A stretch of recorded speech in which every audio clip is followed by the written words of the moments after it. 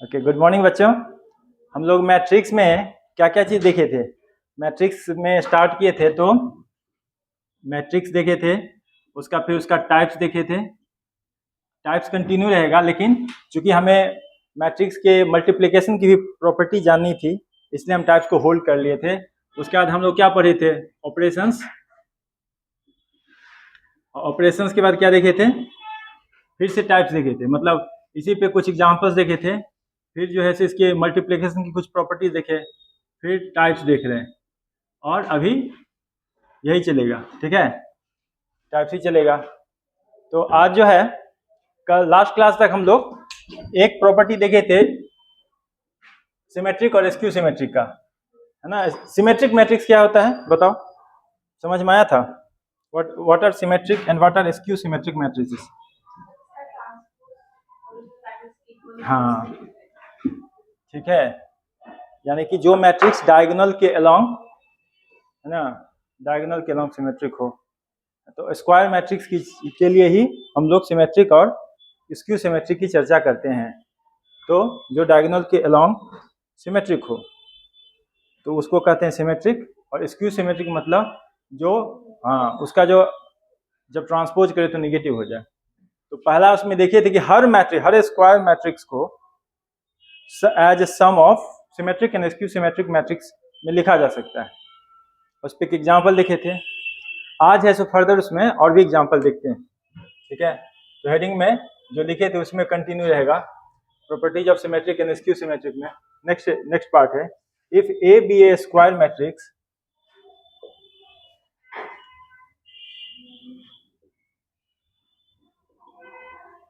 Then, यदि A जो है सो स्क्वायर मैट्रिक्स है तो उसको उसी के ट्रांसपोज से मल्टीप्लाई कर देंगे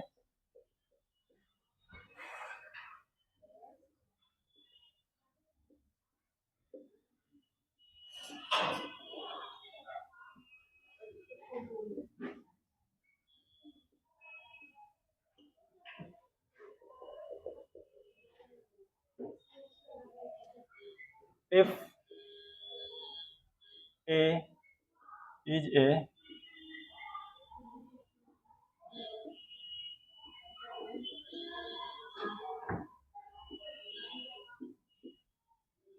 order 5, then पहला, अगर n टाइम्स a को मल्टीप्लाई करते हैं और उसका ट्रांसपोज करते हैं, या फिर ट्रांसपोज का n टाइम्स मल्टीप्लाई करते हैं, तो वह बराबर होगा। ठीक है, जहां पर n क्या है? नेचुरल नंबर, यानी कि हम मल्टीप्लाई कर रहे हैं n टाइम्स। दूसरा बात कि वो मैट्रिक्स को यदि किसी दूसरे मैट्रिक्स से मल्टीप्लाई करते हैं, ठीक है, तो उसके ट्रांसपोज और उसी मैट्रिक्स से आगे पीछे मल्टीप्लाई करते हैं, तो वह मैट्रिक्स भी क्या होगा? सिमेट्रिक होगा।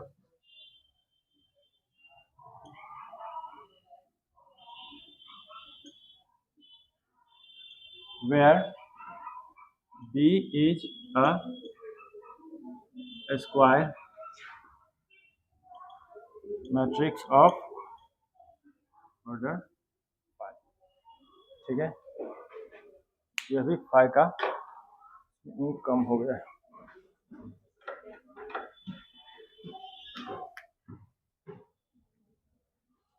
इसका मतलब क्या हुआ? ये सेम एज ए, है ना, इसका भी हम लोग वही ले रहे हैं। उसके बाद सी माइनस ए, ठीक है, फिर माइनस ए को क्या पढ़ते हैं मैट्रिक्स में? निगेटिव ऑफ ए कहेंगे? नहीं, क्या कहेंगे? Additive inverse. ठीक है, माइनस ए को एडिटिव इनवर्स ऑफ ए पढ़ते हैं। इस टर्म को याद रखना। इनवर्स जब कहेंगे ना, तो एडिटिव इनवर्स और मल्टीप्लिकेटिव इनवर्स दो टर्म होता है। तो एडिटिव इनवर्स और मल्टीप्लिकेटिव इनवर्स, ये जो हुआ यह भी इनवर्स है, और ये कौन सा इनवर्स है? हाँ, और ये एडिटिव। ठीक है, तो माइनस ए के ए स्केलार से मल्टीप्लाई करते हैं, उसके बाद ट्रांसपोज और ए इनवर्स, ये सभी क्या होंगे, और ऑल्सो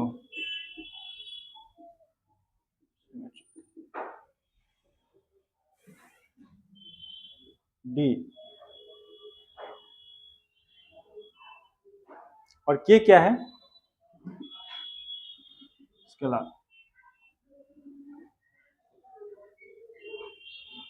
स्केलार रियल नंबर होता है, कोई सा भी रियल नंबर। फिर अगला प्रॉपर्टी है कि अगर बी सिमेट्रिक मैट्रिक्स है सेम ऑर्डर का,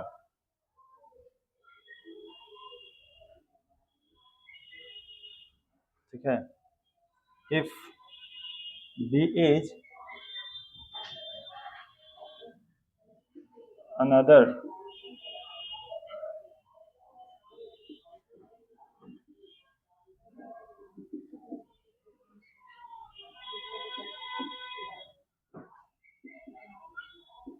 देन, अब इसका सब क्लासिफिकेशन, अगर हम जोड़ घटाव करते हैं तो वह भी सिमेट्रिक होगा।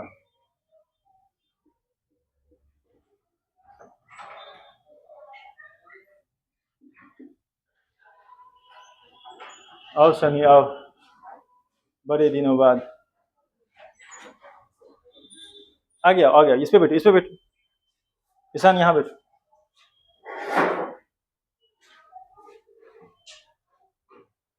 ए प्लस माइनस बी जो होगा ये भी सिमेट्रिक हो, इसके अलावा एक और होगा सिमेट्रिक, वो क्या होगा, A B plus B A, ठीक है, A B plus B A are also symmetric matrices. ये हो गया बीटा। A B can be symmetric if and only if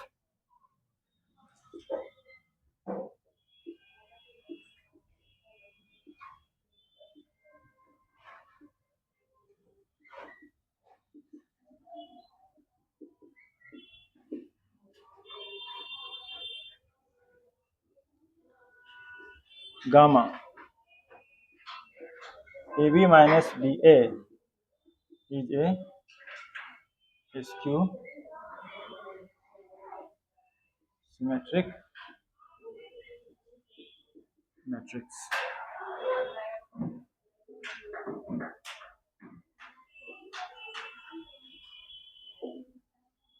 P A B C D। Okay, अब चौथा प्रॉपर्टी देखते हैं। If A is a skew symmetric matrix of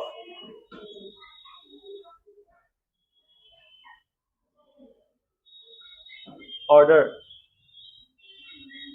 5,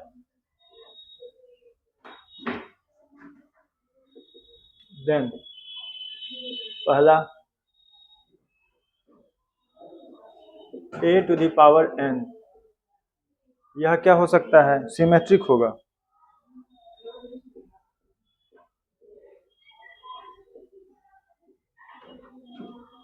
ठीक है, if n is odd positive integer, नहीं, even positive integer, n is even positive integer। इसका क्या मतलब, n equals to 2k, n comma k belongs to n, और ये होगा skew symmetric if n is odd positive integer, n equal to 2k plus 1, n comma k belongs to n। B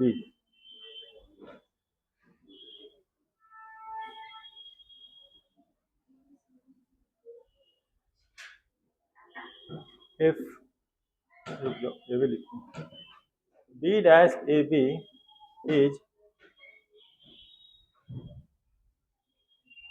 also skew symmetric matrix where B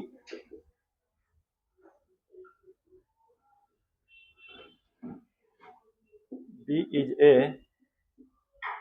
square matrix of order 5.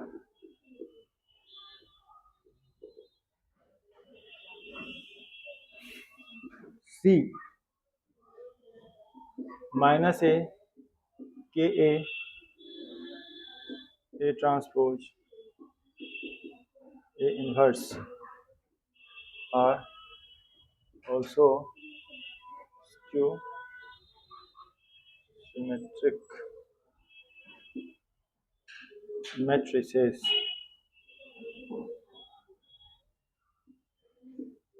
के क्या है D if B is another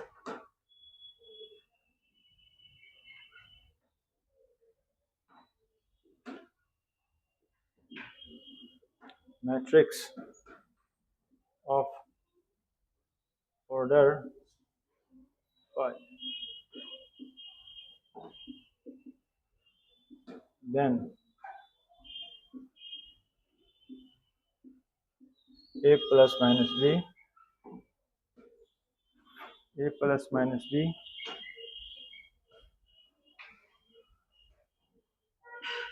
AB minus BA are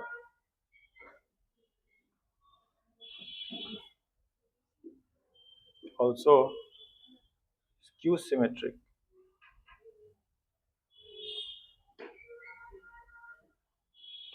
matrices.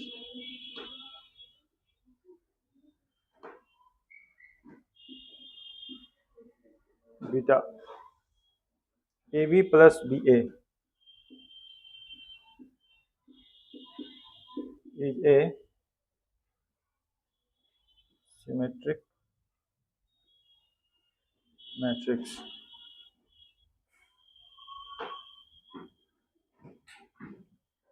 or E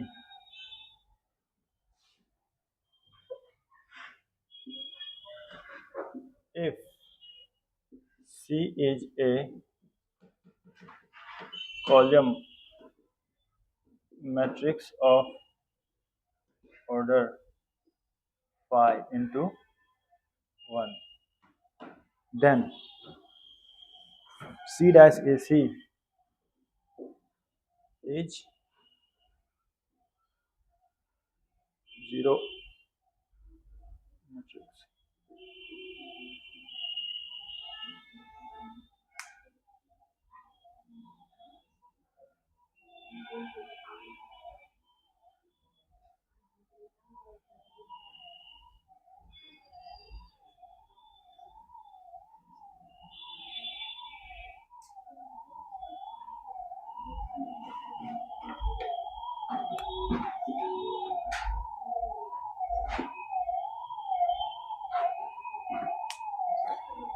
note down करो तब मैं इसको juxtapose कर दूंगा दोनों में सिमिलैरिटी को।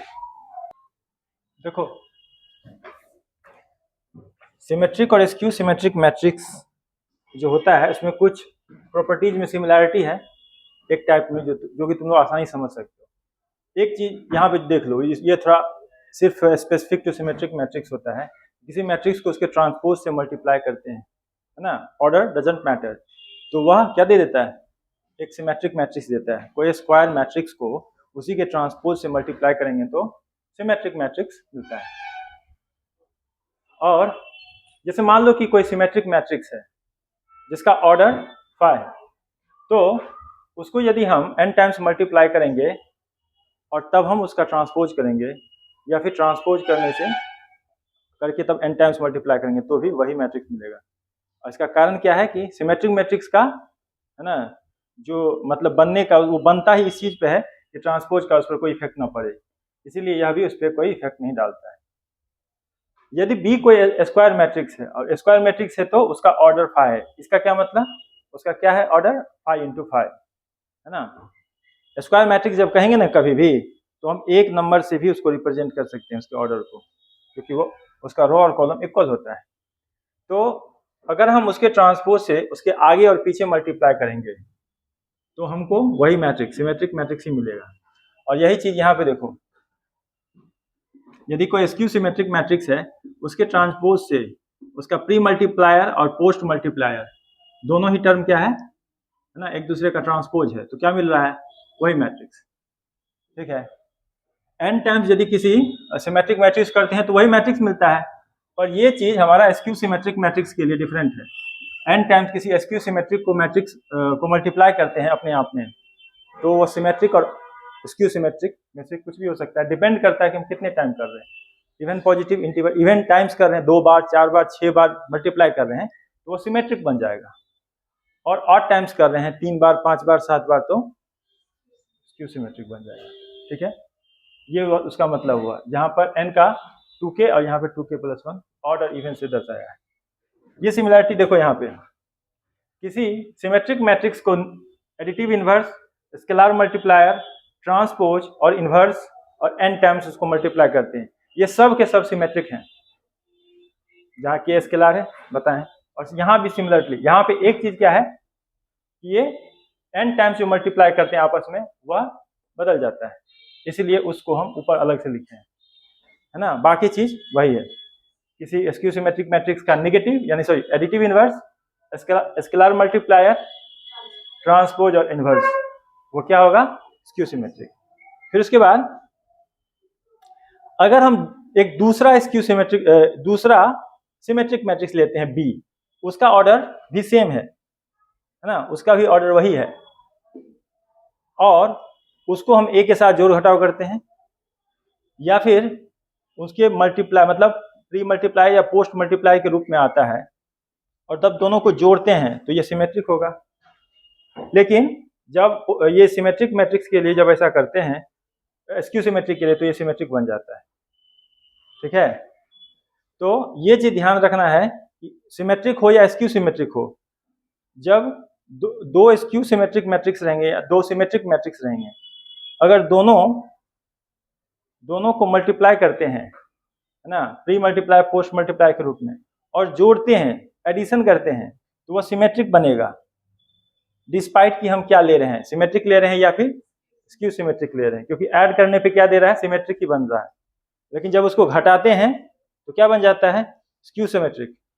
अगर सिमेट्रिक है तो स्क्यू सिमेट्रिक बन जाएगा, और स्क्यू सिमेट्रिक है तो स्क्यू सिमेट्रिक ही रहेगा है ना। ठीक है, और जब उस पर एडिशन या सब्ट्रैक्शन का ऑपरेशन करेंगे तो सिमेट्रिक है तो सिमेट्रिक रहेगा, स्क्यू सिमेट्रिक है तो स्क्यू सिमेट्रिक रहेगा। ठीक है, अब उसके बाद एक स्पेसिफिकली इसके लिए आता है स्क्यू सिमेट्रिक के लिए।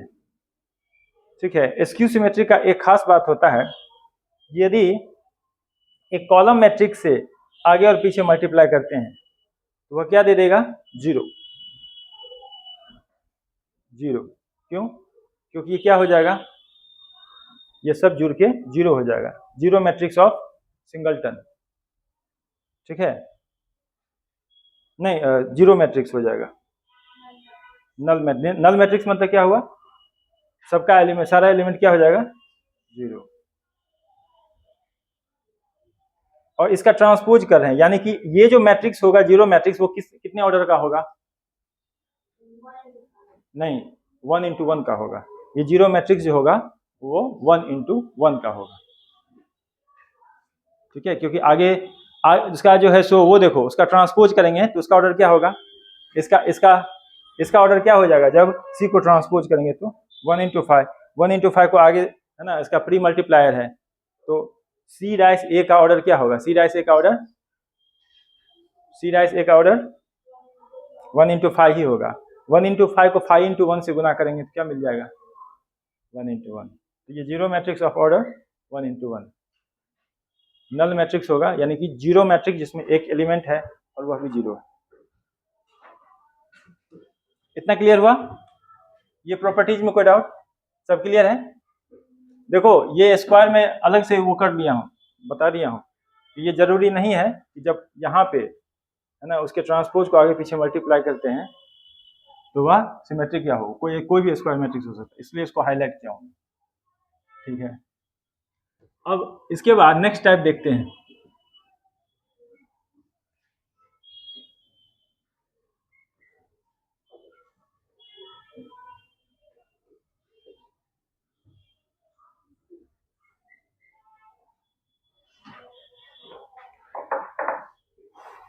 Orthogonal matrix.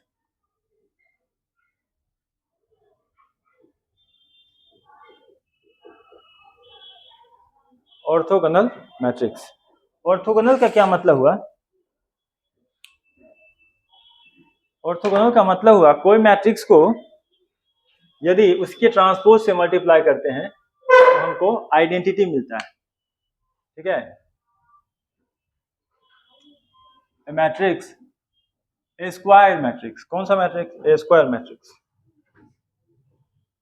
A square matrix A is said to be orthogonal,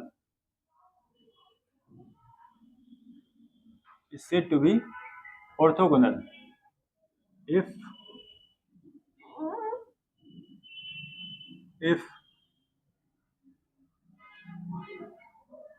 it is multiplied, if it gives an identity matrix, when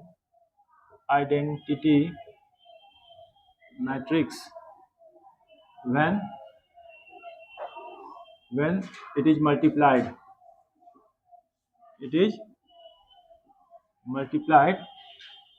by its transpose। इसका क्या मतलब? यदि एक मैट्रिक्स A है उसको उसी के ट्रांसपोज से मल्टीप्लाई करते हैं और हमको आइडेंटिटी मिलता है। चेक कर लो। और इसका क्या मतलब हुआ? यदि हम इसका ट्रांसपोज से इसको वो देखें तो वह क्या देता है? इनवर्स।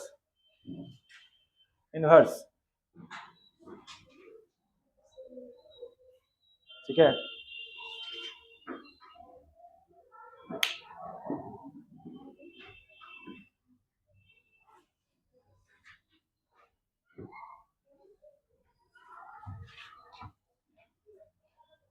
जब इक्वल टू के दूसरे तरफ इसको ट्रांसपोज करेंगे मैट्रिक्स को, ठीक है, ऐसा मैट्रिक्स में कुछ चीजें ना बहुत स्पेसिफिकली उसी के लिए कहा जाता है।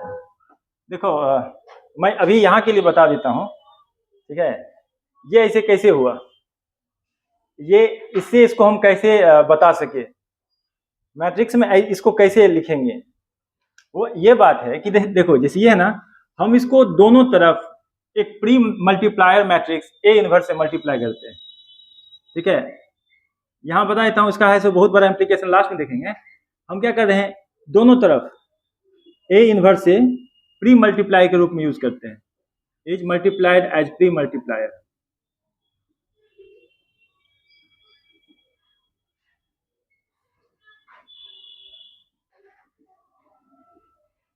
ठीक है, यानी कि A inverse A transpose A inverse I, ये दोनों क्या हो जाएगा, आई ए ट्रांसपोज ए इनवर्स आई। ये वैल्यू आइडेंटिटी मैट्रिक्स को कहते हैं आइडेंटिटी क्यों है, क्योंकि वह उसी मैट्रिक्स को दे देता है जिससे इसको मल्टीप्लाई किया जाता है। ठीक है, आई को इससे मल्टीप्लाई करेंगे तो यही हो जाएगा, और इन दोनों को मल्टीप्लाई करेंगे इनवर्स और उस मैट्रिक्स को मल्टीप्लाई करेंगे तो क्या सॉरी, तो ये मिलेगा, ठीक है, आइडेंटिटी मिलेगा। अब इन दोनों का मल्टीप्लीकेशन क्या होगा? इन दोनों का मल्टीप्लीकेशन यही होगा, ए ट्रांसपोज। तो ए ट्रांसपोज तो यहां से ऐसे कैसे पहुंचे? इस रास्ते से पहुंचे। पर अभी इस चीज को तुम लोग को उतना डिटेल में नहीं सीखना है, इसको बाद में धीरे धीरे सीखेंगे, ठीक है। फिलहाल के लिए इतना जान लो, ऑर्थोगोनल मैट्रिक्स को ऑर्थोगोनल इसलिए कहते हैं कि उसका ट्रांसपोज उसका इनवर्स बराबर होता है ना। In orthogonal matrix is called orthogonal जब उसका ट्रांसपोज करेंगे और फिर उसका हमें इनवर्स मिल जाएगा, ठीक है। नोट, कल क्या क्या देखे थे? आइडेम्पोटेंट देखे थे, और क्या देखे थे? नीलपोटेंट, ठीक है। आइडेम्पोटेंट का एक चीज लिख लेना, आइडेम्पोटेंट में जो उसका उसका जो डिटर्मिनांट होता है आइडेम्पोटेंट का, वह, ठीक है, वो सीखेंगे। ये पूरा advance in inverse of matrix एक पूरा चैप्टर डेडिकेट है उसके लिए, है ना। और देखो इस चैप्टर का जो लास्ट भी है उसमें हम लोग को डिटर्मिनांट के बिना इन्वर्स करना सीखना है। डिटर्मिनांट के बिना इन्वर्स, एक पहले हमें पूरा एकदम उसका है सो बेस मतलब तैयार करना पड़ेगा। एक क्या कहते हैं उसको, जो कुछ कोई चीज शुरुआत करते हैं तो उससे पहले क्या होता है, उसके लिए सजावट, एक नींव डालना होता है, एक सजावट। तो एक पहले वो है ना, एक प्रीफेस तैयार करना पड़ेगा, जो हम अब इंट्रोड्यूस करने जा रहे हैं इनवर्स ऑफ ए मैट्रिक्स। उस प्रीफेस को तैयार करेंगे तब हम जो है सो एलिमेंट्री ऑपरेशन करके, रो एंड कॉलम का एलिमेंट्री ऑपरेशन करके इनवर्स करना सीखेंगे। और तब वो जब हो जाएगा तब डिटर्मिनांट सीखेंगे, और तब डिटर्मिनांट से कैसे इनवर्स निकालते हैं वह सीखेंगे। इनवर्स अपने आप में बहुत, है ना, एक अच्छा कंसेप्ट रखता है मैट्रिक्स में। तो फिलहाल के लिए ये जान लो। देखो कल आइडेम्पोटेंट देखे थे ना, आइडेम्पोटेंट में उसका डिटर्मिनांट, नील पोटेंट देखे थे उसका डिटर्मिनांट, और क्या देखे थे? देखो तो यहाँ इनवॉल्यूंटरी का डिटर्मिनांट, ठीक है, और एक और था ना, चार्ट देखे थे शायद, एक देखे थे आइडेम्पोटेंट, एक देखे थे नील पोटेंट, और क्या देखे थे? इनवॉल्यूंटरी। अच्छा इनवॉल्यूंटरी तीन ही था ना, ठीक ठीक। इनवॉल्यूंटरी मैट्रिक्स का डिटर्मिनांट जो होगा, नील पोटेंट का डिटर्मिनांट 0 होगा, है ना। नील वर्ड आ रहा है, पोटेंट मतलब पावर, ठीक है, तो इसका डिटर्मिनांट 0 होता है।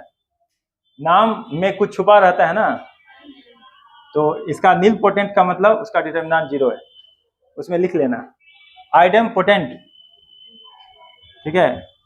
और इनवॉल्यूंटरी, इसका इनवॉल्यूंटरी, एक मिनट रुको तो, इसका डेफिनेशन क्या था इनवॉल्यूंटरी का, उसके डेफिनेशन से पता चलेगा।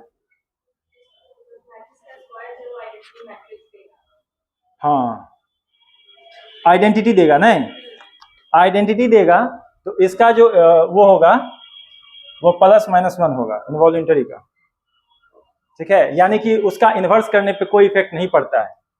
इसका एक और मतलब, इनवॉल्यूंटरी का एक और मतलब हुआ कि एक मैट्रिक्स को उसका इन्वर्स करते हैं ना, ठीक है, तो कोई इफेक्ट नहीं पड़ता है। यह भी इसका एक मतलब हुआ इनवॉल्यूंटरी का, उससे यह निकलता है, एक ये मतलब निकला। और क्या आइडेम्पोटेंट बताए थे? आइडेम्पोटेंट का मतलब होता है इसका पोटेंट छिपा रहता है, इसका पता ही नहीं कर सकते, इसलिए इसका जो डिटर्मिनेंट 0 या 1 में से कुछ भी हो सकता है। ये तीनों पॉइंट उसमें ऐड कर लेना एक्स्ट्रा इन्फॉर्मेशन के लिए। अब ये देखें ना तो हमको थोड़ा याद आया कि यार ये तुम लोगों को बता देना चाहिए, ठीक है, तो ये उसमें जोड़ लो। आइडेम्पोटेंट पे जोड़ लो, उसका डिटर्मिनेंट 0 या 1 हो सकता है। नील पोटेंट पे उसका डिटर्मिनेंट 0 होगा, और इनवॉल्यूंटरी है तो ये इसका मतलब हुआ एक और ये इसमें ऐड कर सकते हैं, ठीक है। इसको जोड़ लो तो मैं आगे कंटिन्यू करता हूँ।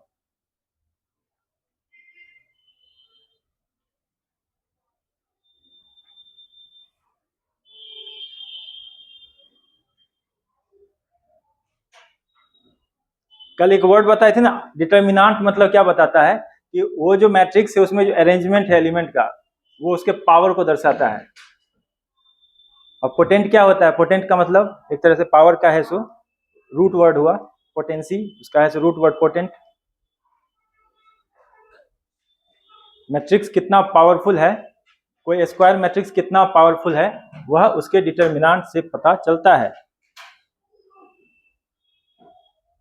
और यहां पर उसका एग्जाम्पल इसी चीज को दर्शा रहा है।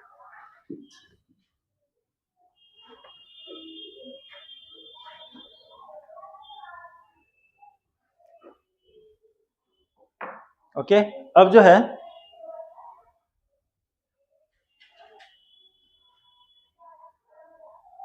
या यहां आई क्या हुआ?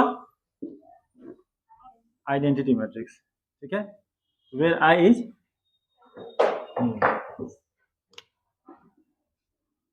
Where I is identity matrix, ठीक है। एक नोट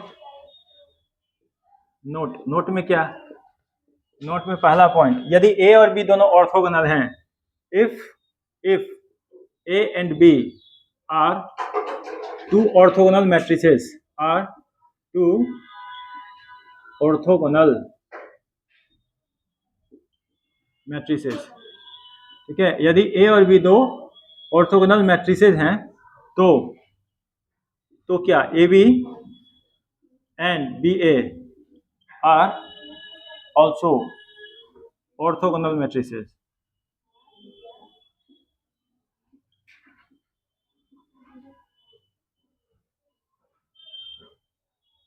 ऑर्थोगोनल का मतलब क्या पता है? एक और चीज हुआ, जैसे देखो ए ट्रांसपोज को, मतलब तुम कहीं और भी इस वर्ड को देखोगे, फिलहाल के लिए समझ लेना, ऐसे इसका मतलब हुआ ना, तो इसका मतलब कोई चीज दूसरे पे परपेंडिकुलर है। कहाँ देखोगे?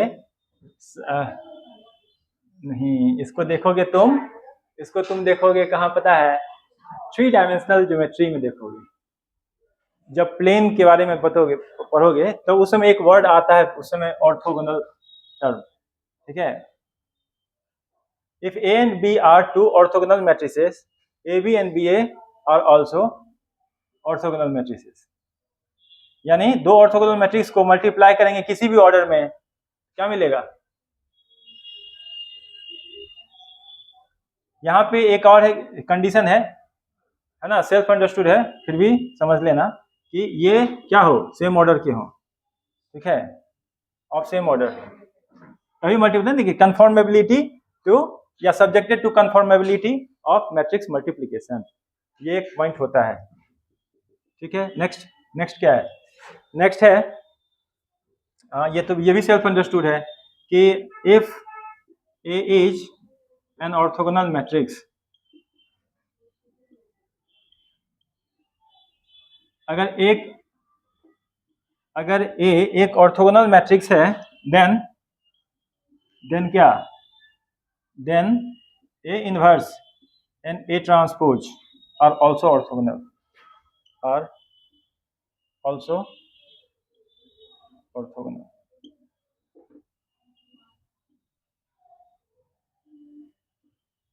Also orthogonal,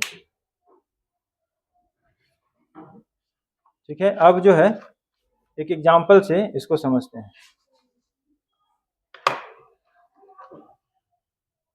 example number 22, example number 22, ठीक है।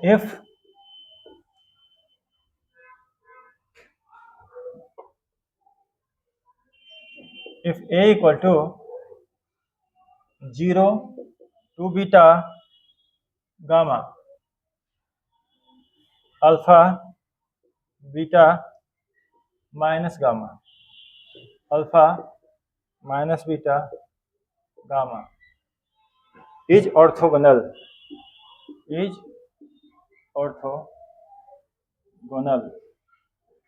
then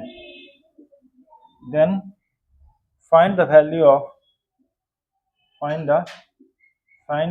of 2 alpha square plus 6 beta square.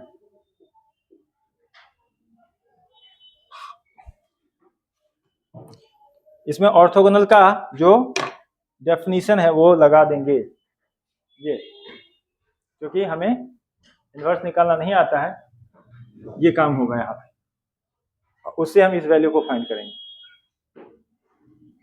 Orthogonal का मतलब कभी भी कोई पूछे तो यही डेफिनेशन बताना, ये नहीं बताना चाहिए, है ना, ये उससे निकलता है, ये उसका है सो प्रोडक्ट है, बाय प्रोडक्ट कह सकते हैं, but that this is the main theme, ये उसका है सो असली, है ना, उसका पहचान यही है कि कोई मैट्रिक्स, कोई स्क्वायर मैट्रिक्स है, सो उसी के ट्रांसपोज से यदि मल्टीप्लाई हो और आइडेंटिटी मैट्रिक्स प्रोड्यूस करे, कोई स्क्वायर मैट्रिक्स, बोलो यही है ना, यही इसका असली आइडेंटिटी है।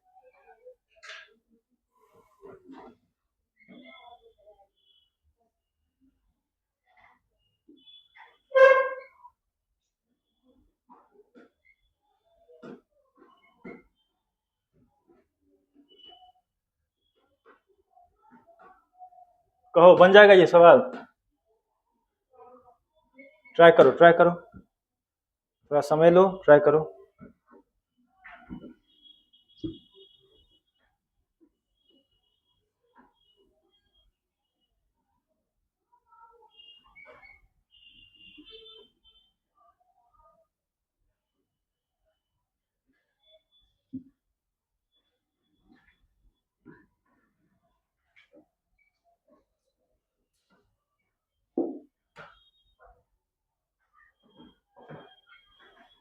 चलो ट्राई करो।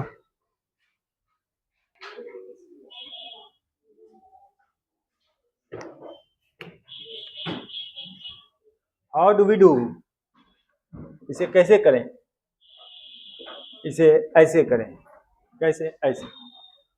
Four orthogonal matrix, we know, what do we know, we know, क्या जानते हैं, ये जानते हैं कि ए को ए ट्रांसपोज से गुना करें तो ये मिलता है, गिवन ए इक्वल टू क्या दिया हुआ,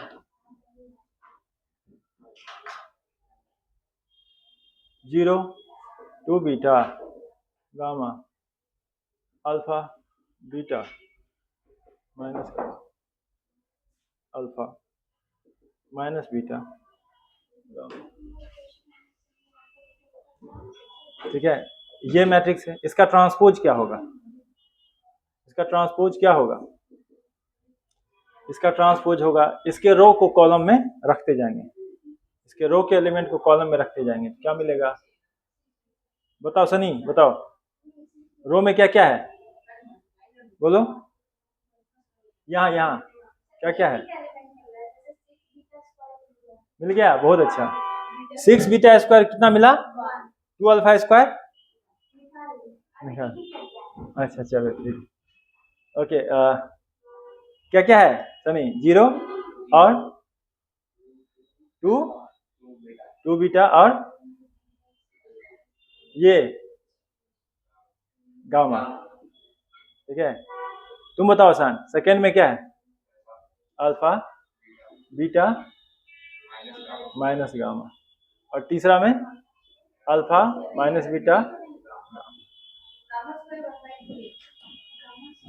गामा स्क्वायर 1/3 तो 3 गामा स्क्वायर 1, तो ये कितना आया 1, ये आया 1, और ये निकालो, ये भी 1, देखो हमें तो जानना होगा ना, A into A transpose, 0 2 beta gamma, उसको उतार रहे हैं एज इट इज, ए की जगह पे इसको उतारेंगे, ए ट्रांसपोज की जगह ये उतारेंगे, ठीक है, ए टी मतलब ए ट्रांसपोज, है ना, तो 0 2 beta gamma alpha beta minus gamma alpha minus beta gamma, और ए ट्रांसपोज की जगह ये सब 0 alpha alpha 2 beta beta minus minus beta, फिर gamma minus gamma gamma.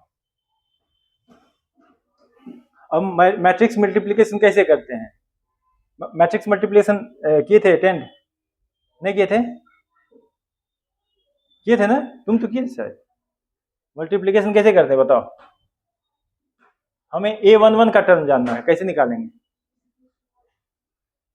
A11 के लिए first row and first column, ये इसका फर्स्ट रो और इसका फर्स्ट कॉलम है ना, इसको मल्टीप्लाई करेंगे। 0 को 0 से करो, क्या आएगा? 0। 2 बीटा को 2 बीटा से करो, क्या आएगा? 2 बीटा को 2 बीटा से करेंगे तो 4 बीटा स्क्वायर। गामा को गामा से करेंगे तो क्या आएगा? Gamma square. यहाँ पे क्या लिखेंगे? 4 बीटा स्क्वायर। ये किसके बराबर होगा? ये होगा 1 0 0 0 1 0 0 0 1। कितना आया? ये भी 1 आया। बताओ, एक को एक को एक को तीनों को जोड़ेंगे क्या आएगा? 3 आएगा। जा क्या क्या सिंबल दे रहा हूं मैं? 3 is the answer and the answer is right. ये आएगा 4 beta square plus gamma square. 4 beta square plus gamma square. उसके बाद फर्स्ट रो को सेकेंड कॉलम से गुना करो, क्या आएगा? 3 beta square minus gamma square. 3 beta square minus gamma square. First row को थर्ड कॉलम से करो, क्या आएगा? -2 बीटा स्क्वायर। ये कंटिन्यूएशन नहीं है, स्पेस। -2 बीटा स्क्वायर और प्लस गामा स्क्वायर। ठीक है, फर्स्ट रो थर्ड कॉलम। तब ये आया, कैसे आया? 0 को अल्फा से किए 0, 2 बीटा को माइनस बीटा से किए -2 बीटा स्क्वायर, गामा को गामा से किए गामा स्क्वायर। अब यहाँ का लिखना है एलिमेंट, तो second row first column, second row first column. Alpha को 0 से करेंगे 0, बीटा को 2 बीटा से करेंगे तो क्या आएगा?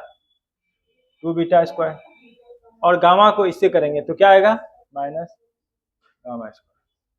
ठीक है, बोलो, ये आया, ये सेकेंड रो और ये सेकेंड कॉलम। बीच का जो एलिमेंट होगा यहाँ पे, वहां पे क्या लिखेंगे? सेकेंड रो को सेकेंड कॉलम से गुना करेंगे, है ना? सनी ध्यान दो, सेकेंड रो को सेकेंड कॉलम से गुना करेंगे तो 2 2 के जगह पे जो आएगा सो लिख पाएंगे।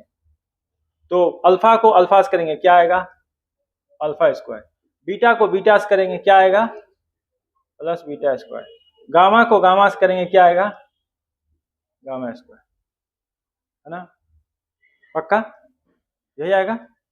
ओके।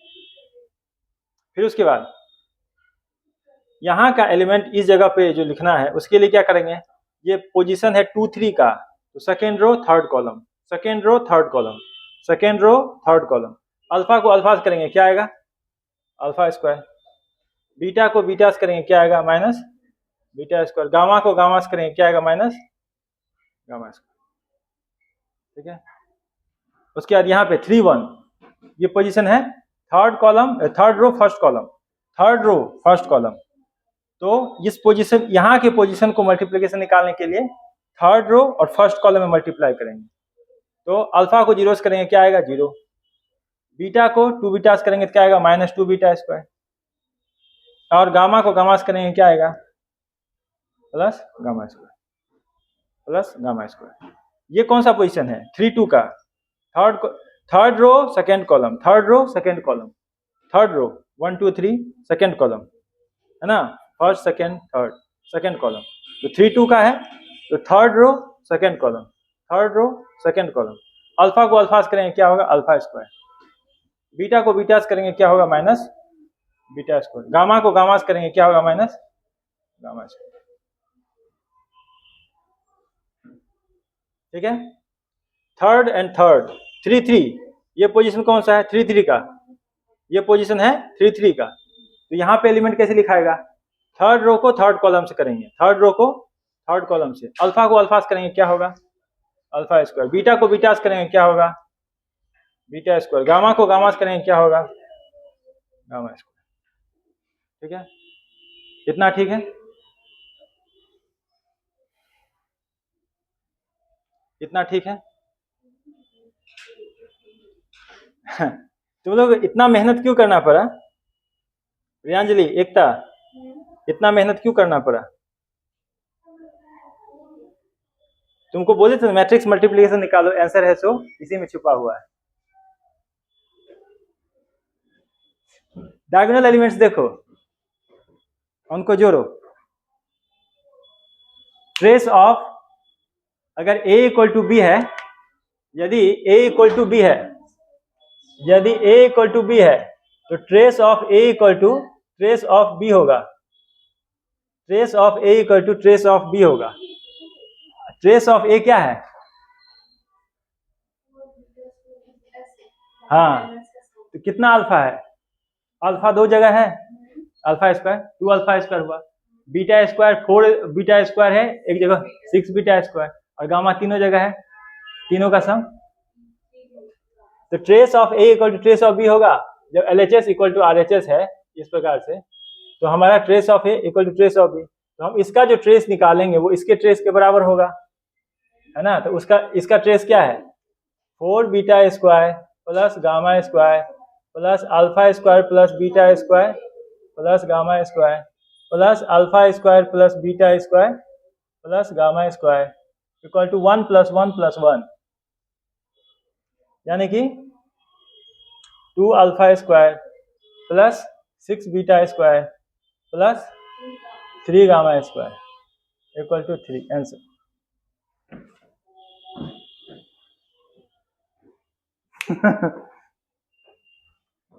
हम इसलिए बोले थे पहले मैट्रिक्स मल्टीप्लाई करो, ये पूरा ऑब्वियस हो जाएगा, नहीं तो हमको alpha square beta square gamma square separately निकालना पड़ेगा, 2 2 3 3 इक्वेशन करके। हाँ, अवॉइड इसलिए किए क्योंकि लगा कि बहुत बड़े जगह में लिखना पड़ेगा, ठीक है, इस वजह से। अब मैट्रिक्स की महिमा पता चल रहा है। मैट्रिक्स की महिमा यही है कि हम बहुत मुश्किल चीजों को आसान कर सकते हैं। लीनियर इक्वेशन पढ़ोगे तब और समझ में आएगा कि हम मैट्रिक्स क्यों पढ़ते हैं, क्योंकि यह चीजों को इतना आसान कर देता है कि हम सोच भी नहीं सकते, इतना आसान कर देगा। जब तुमको लीनियर इक्वेशन इन 2 वेरिएबल पढ़े हो, लीनियर इक्वेशन 3 वेरिएबल पढ़े हो? नहीं। लीनियर इक्वेशन इन 3 वेरिएबल किसको दर्शाता है?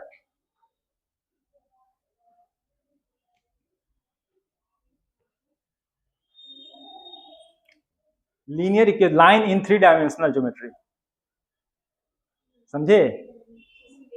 स्पेस, लाइंस इन स्पेस, उसको सॉल्व करना होगा तो कैसे करेंगे? बहुत लंबा प्रोसेस आ जाएगा। हम लोग जब 9th में थे बिहार बोर्ड में, तो उस समय एडवांस मैथमेटिक्स चलता था, उसमें वो चीज था, 9th में ही था, 9th में ही था उस समय कि solving linear equation in 3 variable x y z, तीनों को सॉल्व करना होता था, बहुत लंबा उसमें ऐसे सॉल्यूशन बनते थे।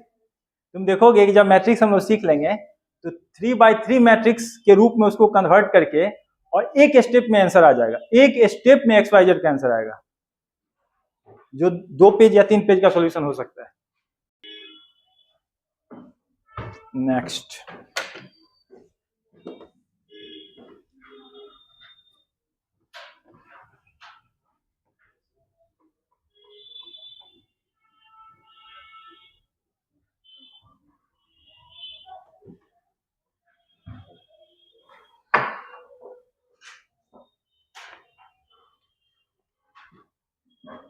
Example number 23, if a equal to 1 2 2 2 1 2 minus 2 2 1 minus 2 और अल्फा, अल्फा नहीं ए टू बी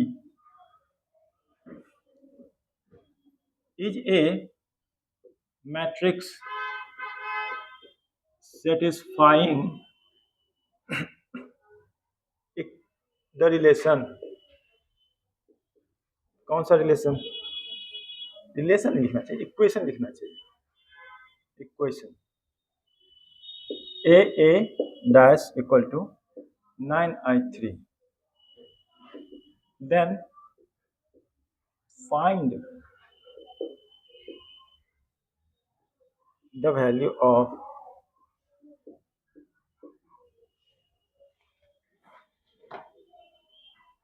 कहो बनेगा ये।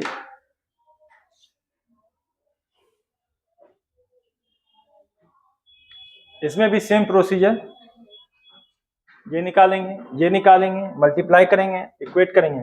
यहां पर वो स्केलर मैट्रिक्स है, तो क्या होगा 90000900009, तब उसको इक्वेट करेंगे, बन जाएगा। करो।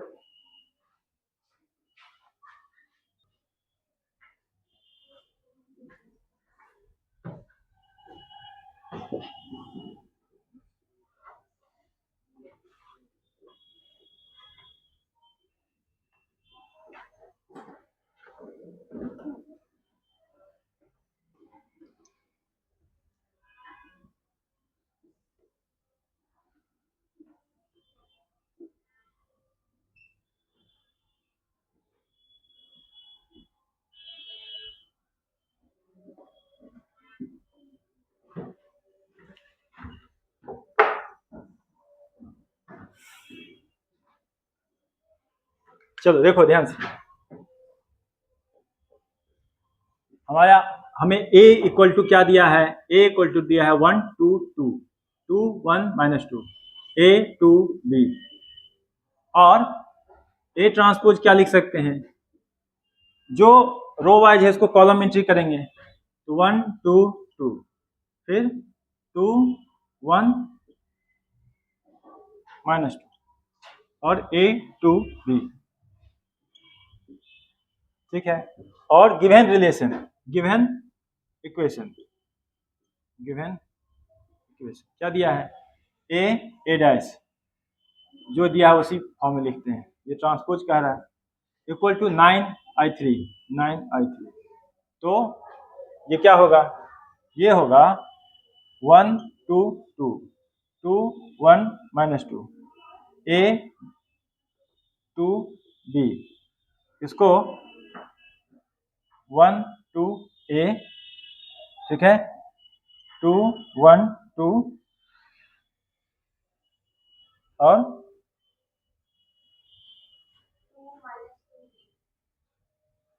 2 -2 b, ये किसके बराबर होगा, 9 इंटू 1 0 0 0 1 0 0 0 1, ठीक है। अब करते हैं मल्टीप्लाई, फर्स्ट रो को फर्स्ट कॉलम से करेंगे, 1 + 4 + 4 कितना आता है, 5,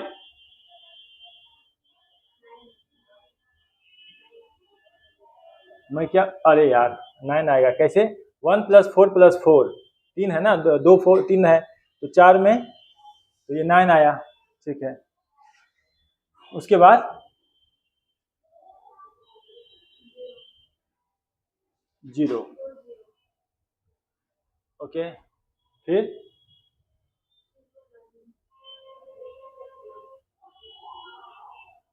एक मिनट, यहाँ पे क्या है, ये second row first column, second row first column, तो ये भी 0 होगा, यहाँ पे 9 और यहाँ पे 0,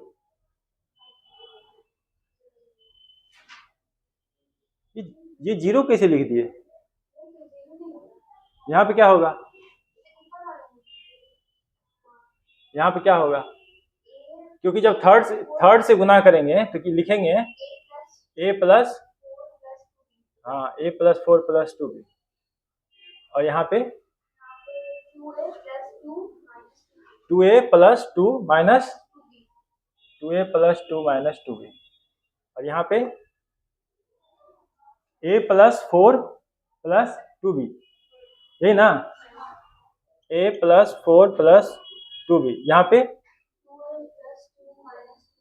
2a + 2 - 2b, 2a + 2 - 2b, और यहाँ पे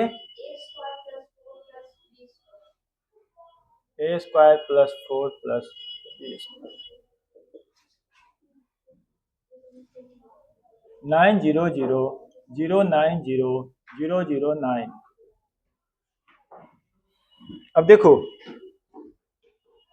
जो रिलेशन यहाँ है उसको लिखो। जब हम एलिमेंटली इक्वेट करेंगे तो हमें क्या मिलेगा, हमें एक रिलेशन मिलेगा a + 4 + 2b = 0 और दूसरा मिलेगा 2a + 2 - 2b = 0। ठीक है, इन दोनों को जोड़ दो, इन दोनों को जोड़ देंगे तो क्या मिलेगा 3a + 6 + 0 = 0। तो a = -6/3 = -2। उसके बाद हम किसी में एक में अप्लाई कर देंगे, है ना, इसको 1 मान लो, putting the value of a in 1, तो क्या निकलेगा -2 + 4 + 2b = 0। तो b = -2 / 2 = -1। और हमें क्या पूछ रहा है mod a + mod b, यानी कि mod में -2 और -1, ये वैल्यू कितना आएगा 2 + 1 = 3।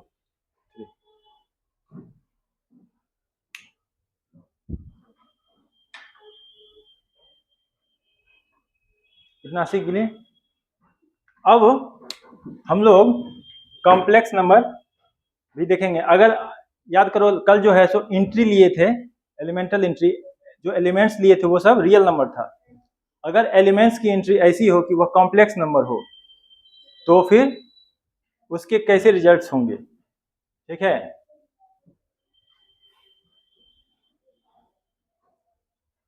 उसमें क्या क्या देखेंगे, तो एक होता है complex conjugate of A matrix, complex conjugate of A matrix.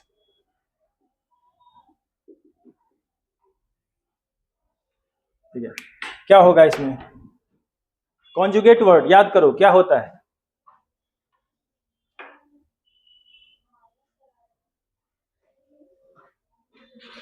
What do we do when we get a complex number and we need to find the conjugate of it? Minus किस में, इमेजिनरी पार्ट में। तो वही यहां भी होगा, if one और मोर element, if one और मोर एलिमेंट ऑफ ए मैट्रिक्स, कौन सा मैट्रिक्स, स्क्वायर मैट्रिक्स।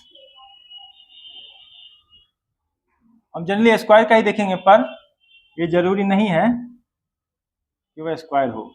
जनरली हम स्क्वायर का ही पढ़ेंगे, पर चूंकि ये कॉम्प्लेक्स नंबर की एंट्री होगी तो हमारा मैट्रिक्स कोई सा भी रेक्टेंगुलर भी हो सकता है। तो इफ वन और मोर एलिमेंट ऑफ ए मैट्रिक्स, ठीक है, is complex number, real number नहीं है, कॉम्प्लेक्स नंबर मतलब उसका क्या इमेजिनरी पार्ट भी है, then the conjugate of the matrix is obtained by, कैसे ऑब्टेन होगा, बाय फाइंडिंग, नहीं, बाय रिप्लेसिंग, फाइंडिंग नहीं, by replacing each, by replacing each of its element, कैसा element, complex element, each of its complex element by its conjugate.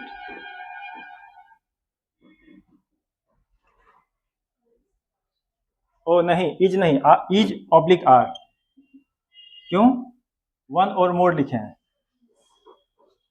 If one, एक भी entry कर गया किसी मैट्रिक्स में, अगर एक भी कॉम्प्लेक्स नंबर आ गया तो वो मैट्रिक्स रियल मैट्रिक्स नहीं, वो एक कॉम्प्लेक्स मैट्रिक्स है।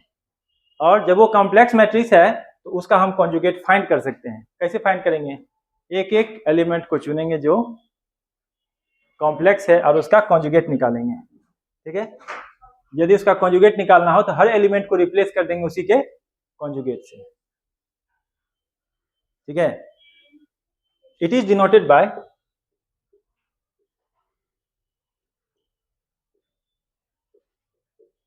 ये बार।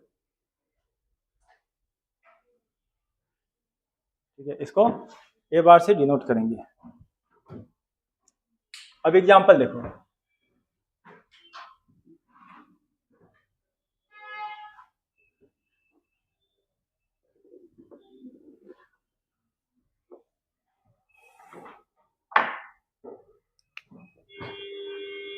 Example if A equal to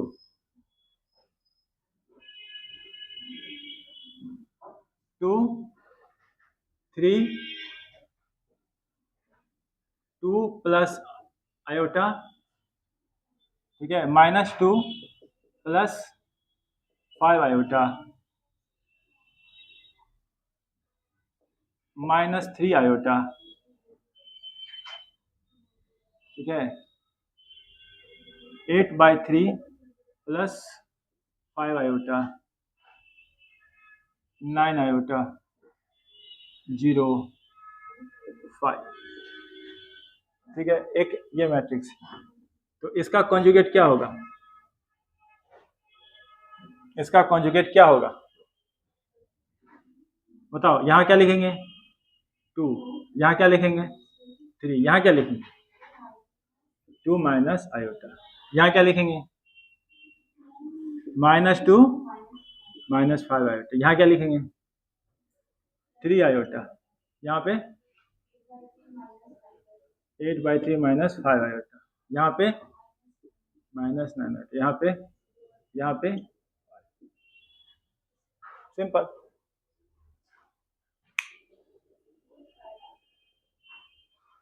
बताएंगे फायदा। फायदा क्या है? मैट्रिक्स में अभी तक रियल एलिमेंट की एंट्री थी, क्या कॉम्प्लेक्स एलिमेंट एंट्री नहीं ले सकता है?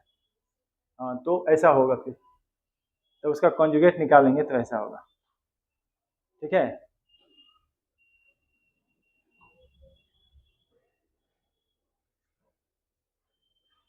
अच्छा, अब ये मैट्रिक्स कैसा मैट्रिक्स है? Complex matrix. इस मैट्रिक्स का नया नाम देंगे complex matrix. If A is a complex matrix, तो उसका फिर कॉन्जुगेट के का कॉन्जुगेट मतलब कुछ प्रॉपर्टी हम उसका देख लेते हैं। मिटा दी इधर, इधर हो गया सबका।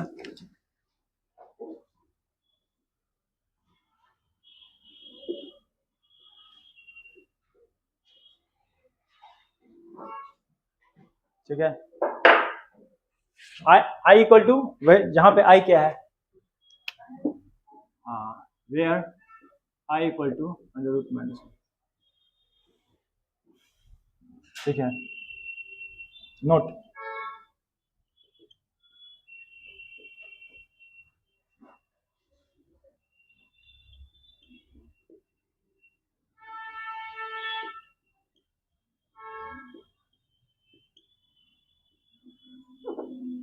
Where A is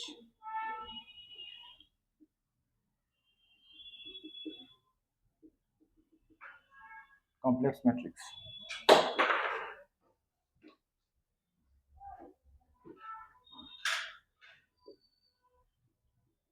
A plus B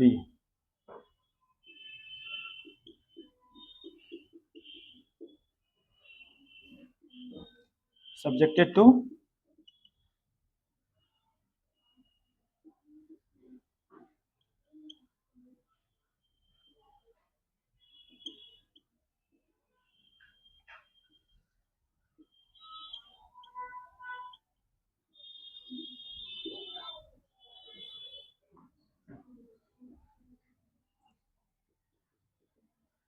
scalar multiplication जब होगा मैट्रिक्स के साथ, तो उसका जब हम कॉन्जुगेट निकालेंगे तो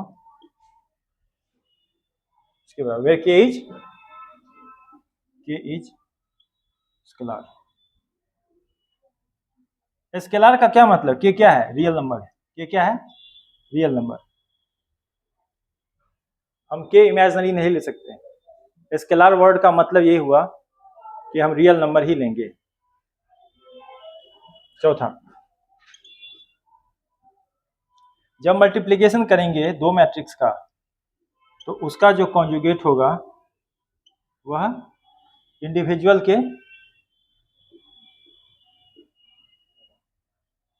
ठीक है, सब्जेक्टेड टू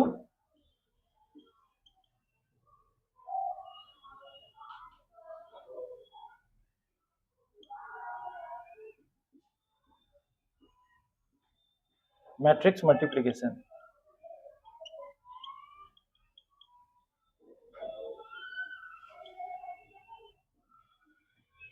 यदि मैट्रिक्स मल्टीप्लिकेशन पॉसिबल होगा तो ही हम ये चीज देख पाएंगे। ठीक है,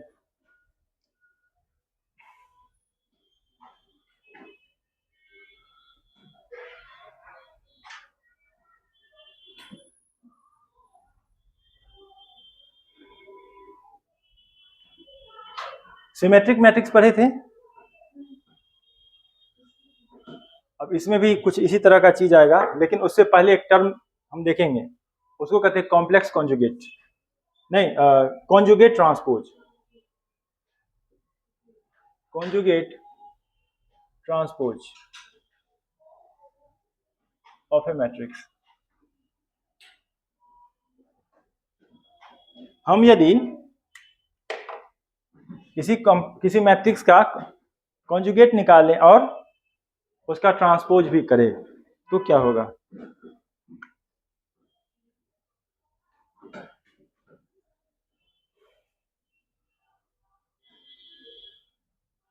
इन नो पार्टिकुलर ऑर्डर, हम लोग पहले कॉन्जुगेट भी कर सकते हैं और तब ट्रांसपोज भी कर सकते हैं, या फिर पहले ट्रांसपोज करके तब हम कॉन्जुगेट निकाल सकते हैं। तो इसमें कोई सीक्वेंस मैटर नहीं करता।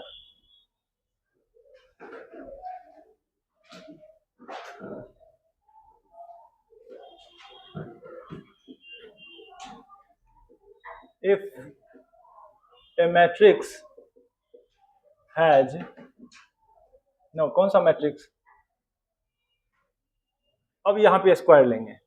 If A square matrix, if a square matrix has at least one of its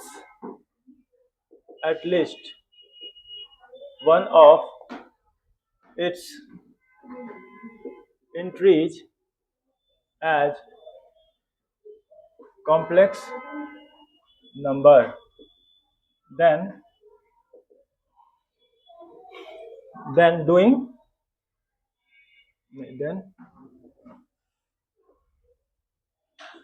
finding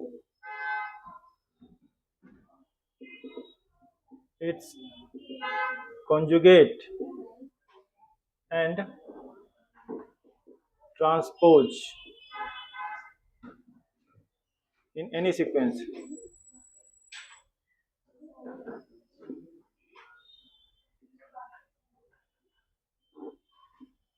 has a special purpose.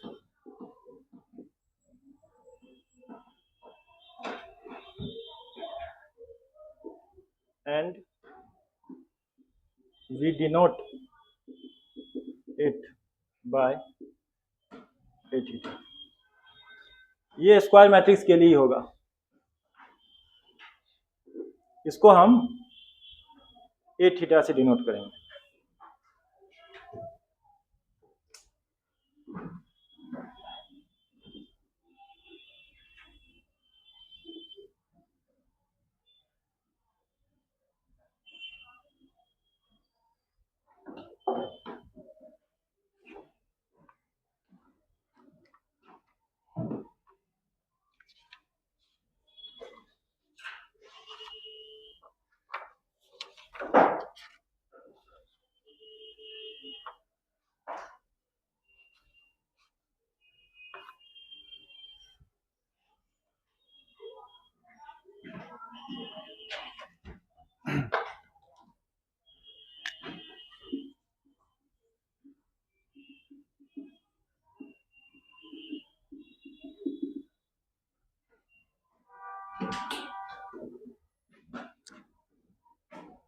Hermit word का मतलब जानते हो?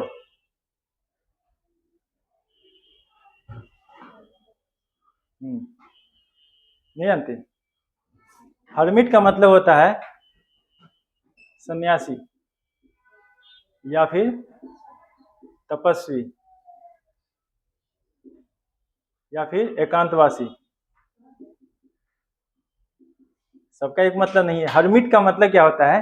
जिसका लाइफ सफर है, वो जिसका लाइफ इतना सरल है जिसमें कोई कॉम्प्लेक्सिटी नहीं है। समझे? मतलब ऐसे ही कह लो, मतलब समझे, एकदम उसी से ये बना है। तो मैट्रिक्स में जितने भी नाम होते हैं ना, नाम ऐसे ही नहीं दिए जाते, उसका कुछ स्पेशल मतलब होता है। ठीक है? तो हर्मिशन मैट्रिक्स कैसा होगा? सिंपल वाला, जिसमें कॉम्प्लेक्स कॉम्प्लेक्स चीजों का कोई इफेक्ट नहीं पड़ेगा। ठीक है? तो ये ऐसा मैट्रिक्स होगा जिसका कॉन्जुगेट ट्रांसपोज भी करेंगे तो कोई प्रभाव नहीं पड़ेगा, वो वैसा ही रहेगा, वैसे ही रहेगा। ठीक है? उसको ट्रांसपोज कर दो, चाहे उसका कॉन्जुगेट कर दो, दोनों करने पे कोई प्रभाव नहीं पड़ेगा।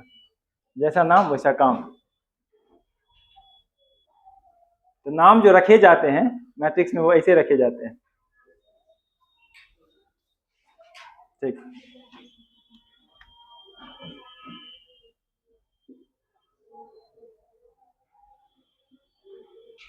एक complex square matrix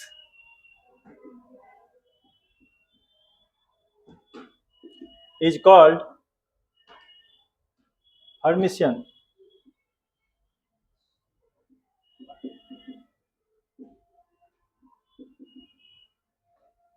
If its conjugate transpose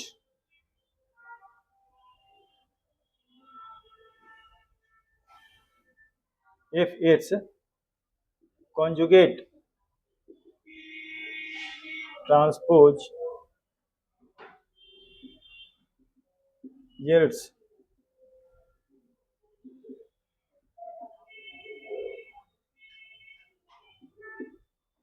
the same matrix.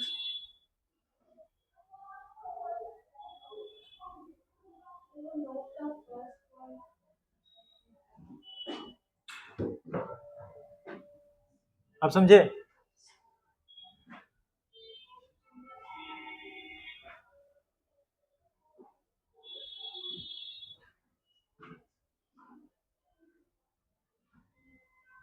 यानी कि A theta is equal to ए,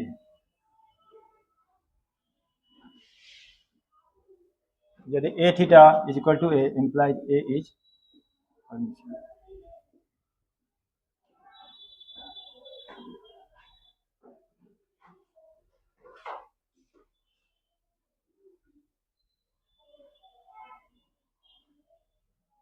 अब ये क्या है? ए क्या है?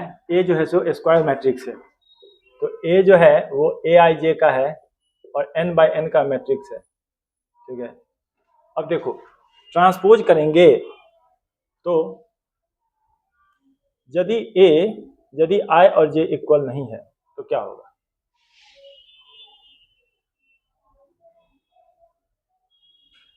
कॉन्जुगेट और ट्रांसपोज, तो हमारा एलिमेंट पे क्या इफेक्ट पड़ेगा? एलिमेंट जो होगा वो ऐसा होगा,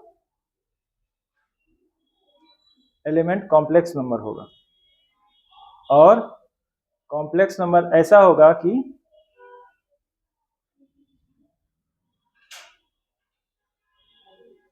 डायगोनल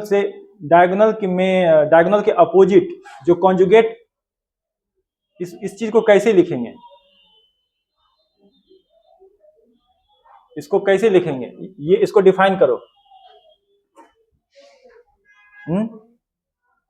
इसको कैसे डिफाइन करेंगे? Elements at conjugate elemental position are complex conjugate to each other.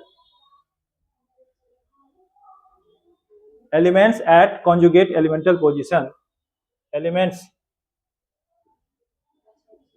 at conjugate elemental position, conjugate elemental position are क्या complex conjugate to each other.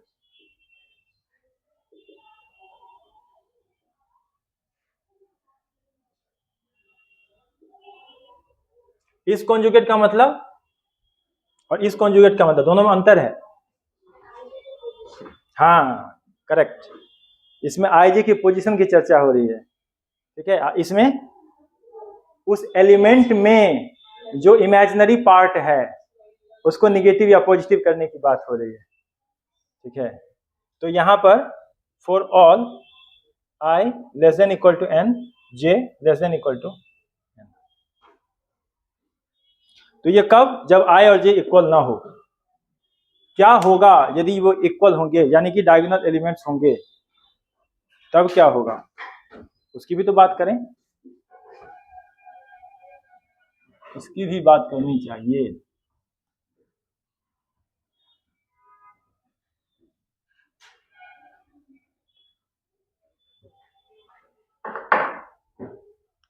बताओ, यदि i इक्वल टू जे होगा तो क्या होगा, A i i equal to A i आई। बताओ ये कैसे होगा, ये कब पॉसिबल है।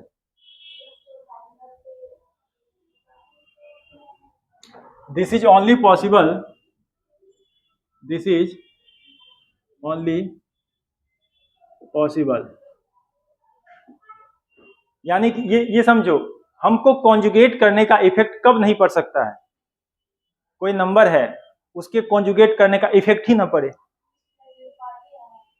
यस गुड, उसमें इमेजिनरी पार्ट ही ना हो, इमेजिनरी पार्ट नहीं हो, तो वो क्या होगा, this is only possible when elements at diagonal position are only real, when elements at diagonal position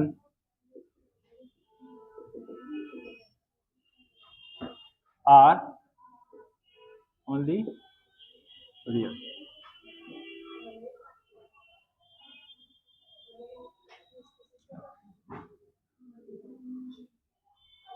देखो यहां पे क्या है, आई जे और जे आई है, तो एलिमेंट्स अलग अलग पोजीशन पे हैं, पर यहां पे हम किस एलिमेंट, जो एलिमेंट है वो अपनी जगह की ही बात कर रहा है, जो 1 1 पे है वो अपनी ही बात कर रहा है, जो 2 2 पे है वो अपनी ही बात कर रहा है।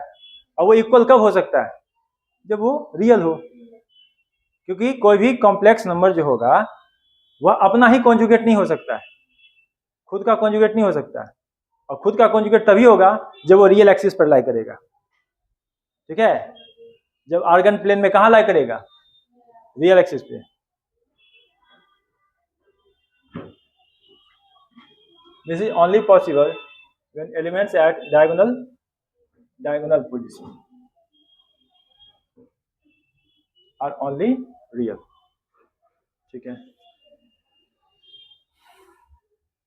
अब इसका एग्जांपल देखो, इफ ए इक्वल टू, ठीक है, एक एग्जांपल है बना के लाए हैं, वो देखो, 5 7 + 3i - 9 + 11i 7 - 3i 8 2 - 5i -9 - 11i 2 + 5i √3।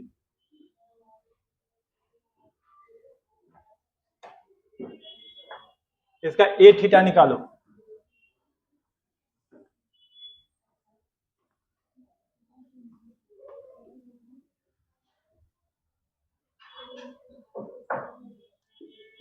A theta equal to बताओ कितना होगा,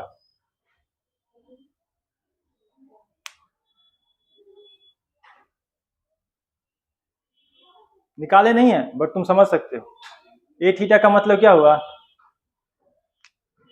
finding conjugate and transpose in no particular order,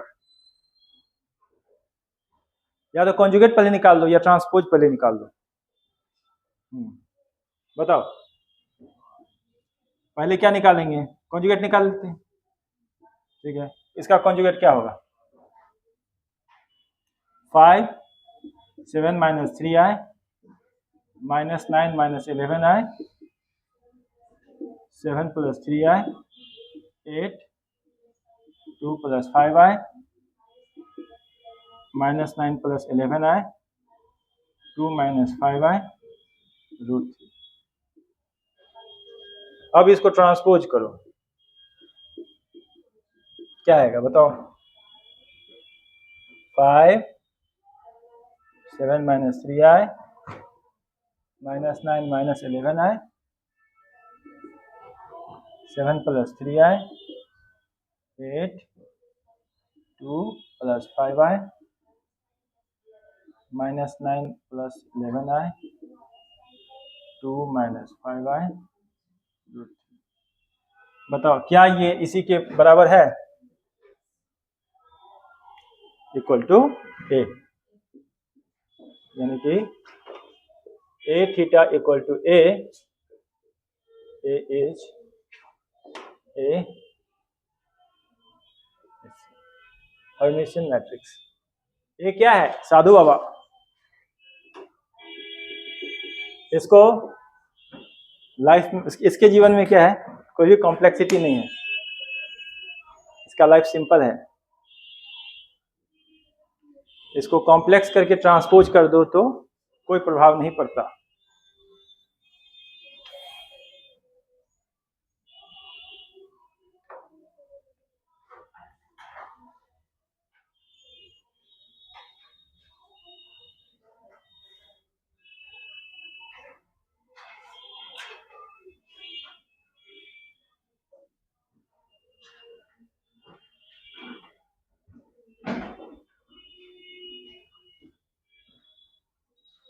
अब ढोंगी बाबा की बात करेंगे या जो ऐसा है कि जिसपे इफेक्ट पड़ जाता है, जब उसको कॉन्जुगेट करके ट्रांसपोज करते हैं तो वो निगेटिव हो जाते हैं, उनकी प्रवृत्ति उल्टी हो जाती है, वो सांसारिक हो जाते हैं। ठीक है, तो उनका नाम है skew Hermitian. Skew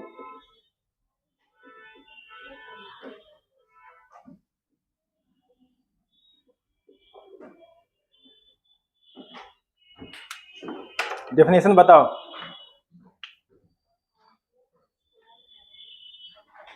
A complex square matrix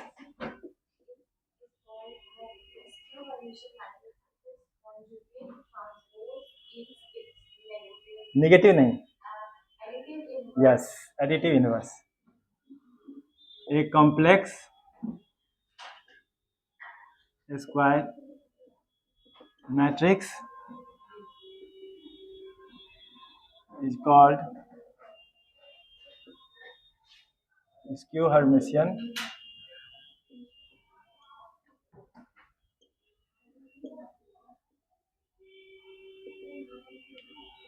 if it's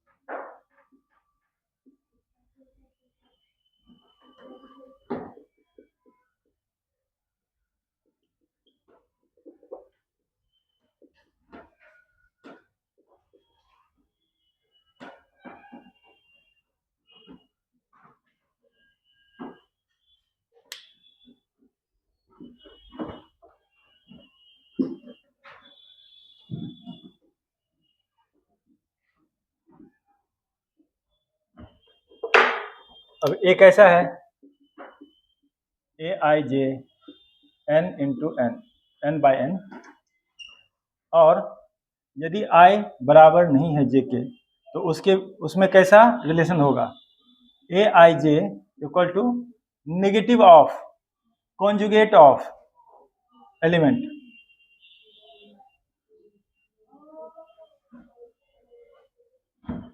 for all i less than equal to n, j less than equal to n। इसको बताओ, इसको लैंग्वेज में लिखो, बताओ how do we write this in language.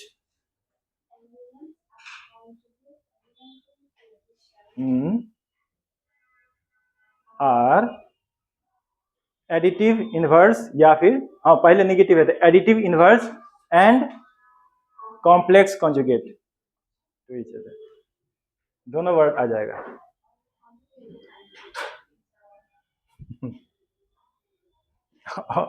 और क्या जोड़ सकते हो बताओ।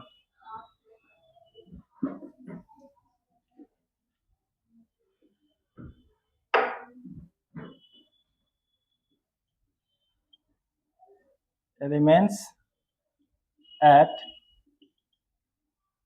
conjugate elemental position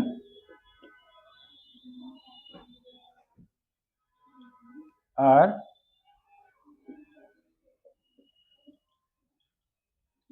additive inverse and complex conjugate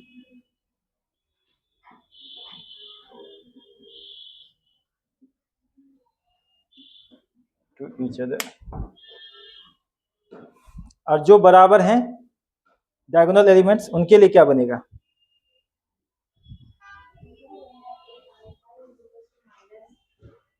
हाँ वो कब पॉसिबल होगा।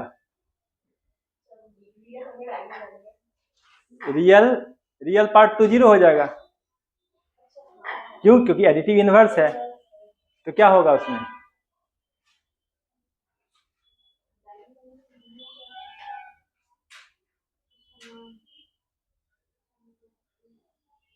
याद करो, याद करो, जेड माइनस जेड बार क्या होता है।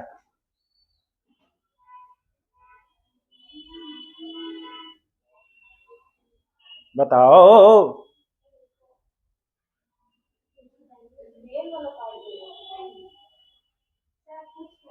हम ये पूछ रहे हैं कि अगर किसी कॉम्प्लेक्स नंबर को उसके कॉन्जुगेट से हम उसको घटाते हैं तो क्या मिलेगा। अरे इसमें a प्लस आई बी करो ना। 2 इंटू क्या, नहीं ए नहीं बी।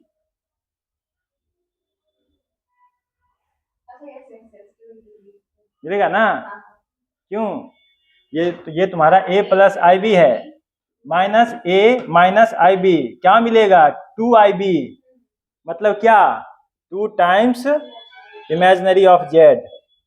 भूल गए, कॉम्प्लेक्स नंबर ज्यादा दिन हो गया क्या पढ़े हुए। रिवीजन करो, कल हम बोले थे रिवाइज जितना करोगे उतना आसानी से रिकॉल कर पाओगे। That's why revision important. जैसे अलजेब्रा का चल रहा है तो अभी तक तुम अलजेब्रा जितनी बार रिवाइज कर लेते उतना ज्यादा रिट्रीव करना आसान रहेगा, समझे। तो बताओ, अब बताओ वहां पे क्या लिखेंगे। I इक्वल टू जे के लिए क्या लिखेंगे। This is only possible when elements at diagonal position are only imaginary, समझे, क्योंकि घटा रहे हैं ना। हाँ तो क्या होगा, ओनली इमेजिनरी। तो when i equal to 0, when i equal to j,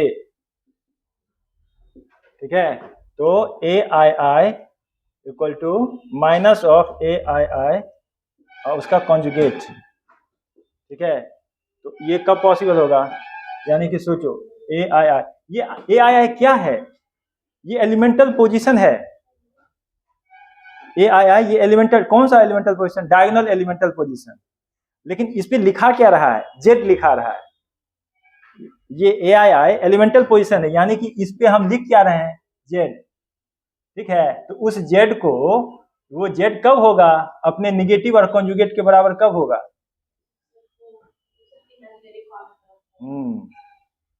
ठीक है, जब वो इमेजिनरी होगा तब।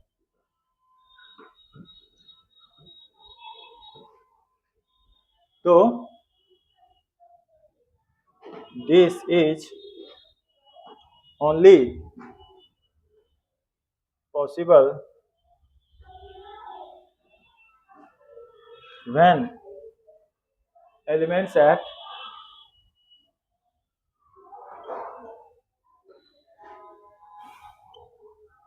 diagonal position are purely imaginary.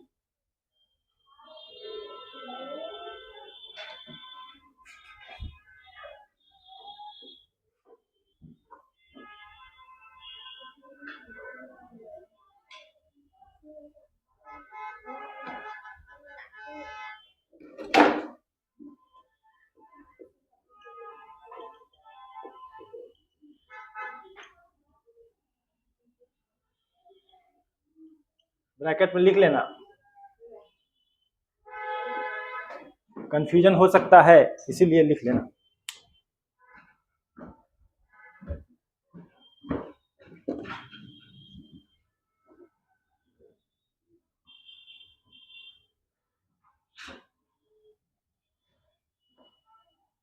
Skew Hermitian, इसके एग्जांपल,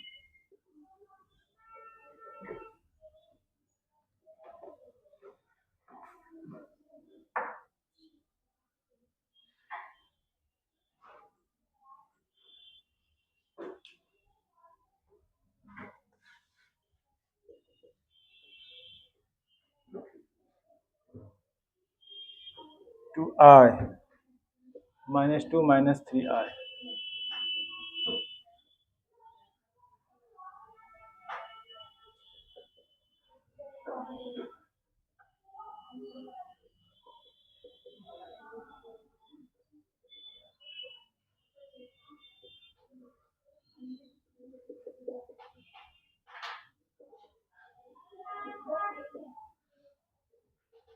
कॉम्प्लेक्स नंबर को भुला मत देना, क्योंकि अगर तुम आगे बढ़ना चाहोगे मैथ को लेके तो अलजेब्रा का वो सबसे स्ट्रॉन्ग पोर्शन है, ठीक है। बहुत ज़्यादा उसमें जो है सो उसको यूज किया जाता है। मतलब कोई किसी को अगर ईगो पे आ गया ना तो वो किसको पकड़ेगा अलजेब्रा में, पता है? कॉम्प्लेक्स नंबर को। किसी को अगर अलजेब्रा से ईगो हर्ट हो रहा है और तुमको वो नीचे दिखाना चाहते तो वो कॉम्प्लेक्स नंबर पड़ेगा। बताओ, इसमें बताओ, ठीक है। क्योंकि वो ऐसा है ना कि वो सब कुछ समेट लेता है। कॉम्प्लेक्स नंबर है तो बहुत कुछ समेट लेता है अपने में, तो उसको रिवीजन में रखना बहुत जरूरी है।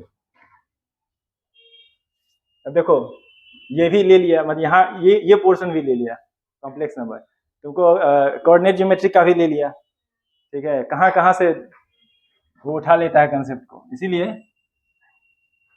You should be very of that, उससे सावधान रहो और उसको बार बार रिवाइज करो, इसी से उसको अपना बना सकते हो। बताओ ए थीटा क्या होगा? ए थीटा के लिए क्या करना पड़ेगा हमें? पहले इसका कॉन्जुगेट बताओ क्या होगा? -2i -2 + 3i -2 - i 2 + 3i i -3i 2 - i -3i 0। अब इसको ट्रांसपोज करो,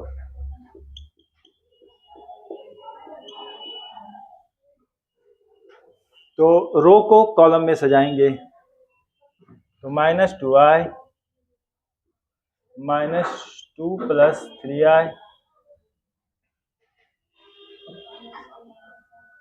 -2 - i 2 + 3i i -3i 2 - i -3i 0। और इसमें से माइनस को बाहर निकाल लो, ठीक है। किसी मैट्रिक्स को उसके स्केलर मल्टीप्लिकेशन के रूप में लिखा जा सकता है ना, एडिटिव इनवर्स के रूप में लिखा जा सकता है ना। तो इसको एडिटिव इनवर्स के रूप में सजाएंगे तो क्या होगा?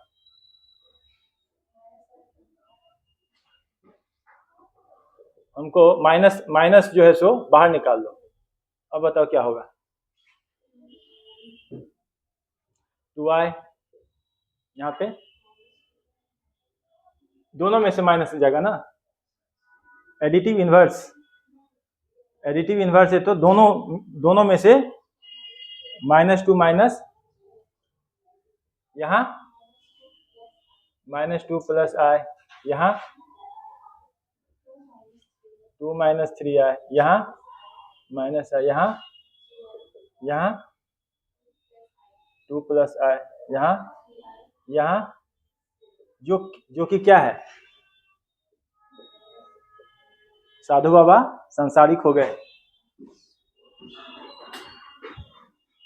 ये क्या बस बता रहा है, ये क्या है, स्क्यू हर्मेसी।